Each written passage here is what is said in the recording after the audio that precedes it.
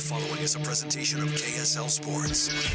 First and 12. A total roundup of this weekend's BYU football and the new look Big 12 Conference. First and 12 is sponsored by Macy's Grocery Store. Your hosts are Mitch Harper and Alex Kirry on KSL News Radio and the KSL Sports Zone.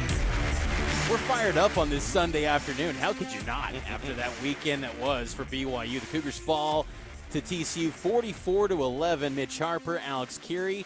I'm coming to you from Fort Worth, and yesterday I was on location at M&G Carter Stadium, and in the bowels of the stadium, lobbying and tossing some questions to Kalani Sitake after that difficult loss to the Horned Frogs. And one of the first questions that was tossed to Kalani Sitake's way was about Josh Hoover, who just lit up BYU's defense. Yeah, I thought that looking at what Hoover did last week, those are probably plays that were built more for Morris. And then this week, I think they just utilized his talents.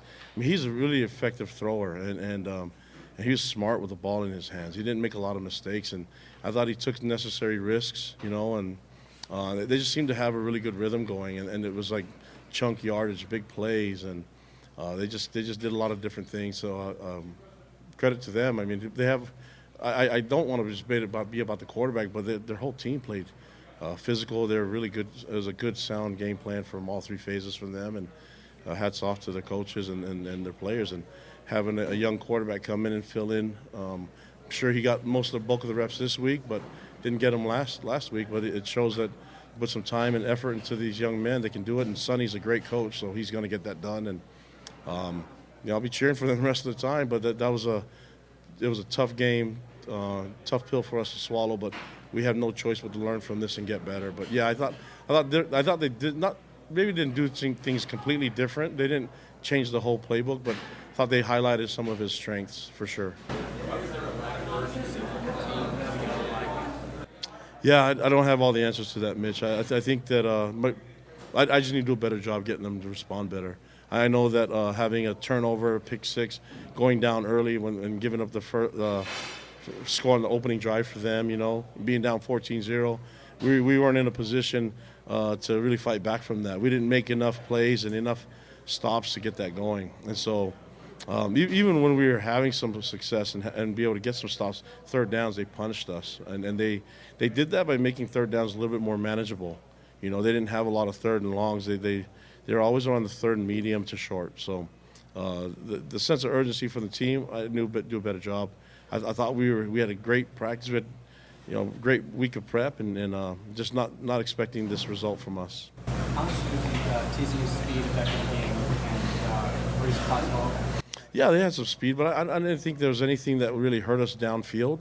It was just the stuff that was intermediate plays, and they could turn. They have athletes. I mean, these receivers have been around. They got tons of experience, so they could take a short throw and turn it into a big play. And it's more like just a chunk yardage, getting 8 to 10 yards a piece. It wasn't really them opening up the game plan by throwing downfield quite often. It was more about the stuff that we couldn't stop underneath, and that requires a quarterback with a lot of accuracy.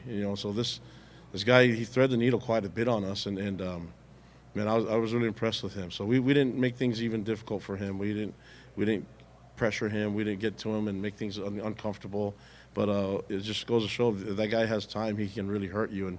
And yeah, hats off to him. I mean, he's a. I thought he made some throws that I was not expecting, but they put him in a position where he could feel comfortable and have success, and he delivered. How does the offensive line?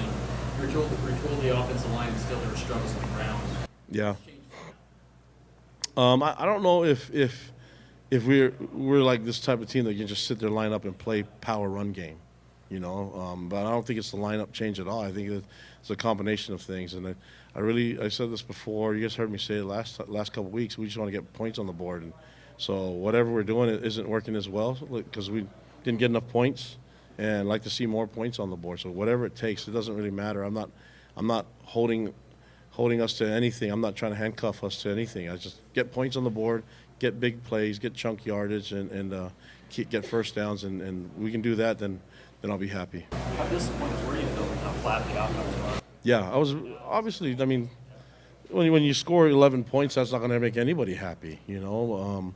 But the disappointment isn't just on the offense; it's on all three phases. I thought, and then the thing is, but you don't want to get so down that all you do is just complain about what we didn't do. I think we didn't shoot ourselves in the foot as much as people want to say. I think we have to be accountable for what we've done, but I think you have to give credit to TCU making plays, and we didn't help ourselves in some ways. But in my mind, this shouldn't have been such a big discrepancy in the scoreboard. And so we needed help from all three phases, didn't get it. And when you go 0 for 3, you're going to lose 44-11. That's going to happen. But we'll respond from this. We'll get better. We have no choice. And I'd like to see our team make the steps forward and get that identity that I thought TCU did all in this one game. I thought this is going to be a different type of TCU team. You're going to see play from here on out. You can kind of sense that. We need to make that same type of improvement from now until we take the field next week. Yeah, so there's Kalani Sitake. Mitch, one of the things that stood out there is that, I mean, they're shocked. They were shocked, right? And that's never a good look for a coaching staff to go.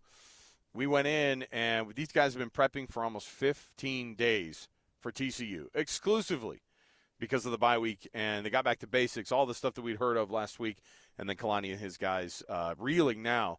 And that's no rest for the wicked when you're in that conference. That's kind of the good news, too. Go right to prep for Texas Tech next week.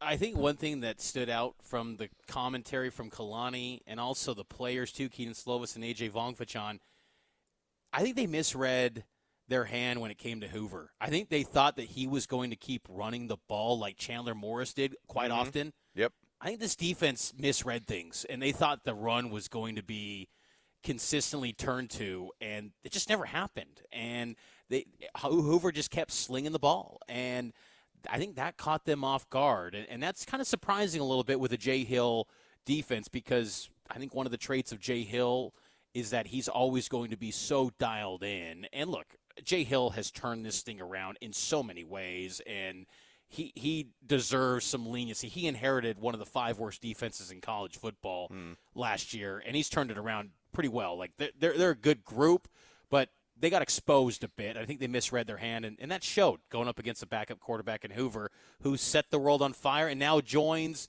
the world of Jeff Ballard and Cody Vaz and Brett Ratliff as the backup quarterbacks to just torch BYU. Oh, my goodness. I thought, and listen, there's enough, like you said, what was Ballard he was a practice squad guy, right? Wasn't that the deal? It was like, yes. And then he stepped in for Ty Gunn. He comes in and goes. That was a 52-50 game, wasn't it, or 51? Yeah, 51-50 in OT. 51-50. Oh my gosh! Think about all the times.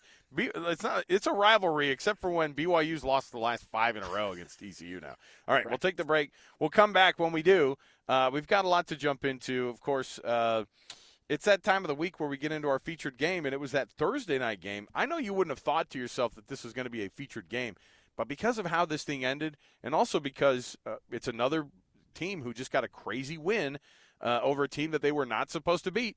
We're going to talk about it next. Houston and West Virginia. It's our Big 12 featured game of the week. Stay with us.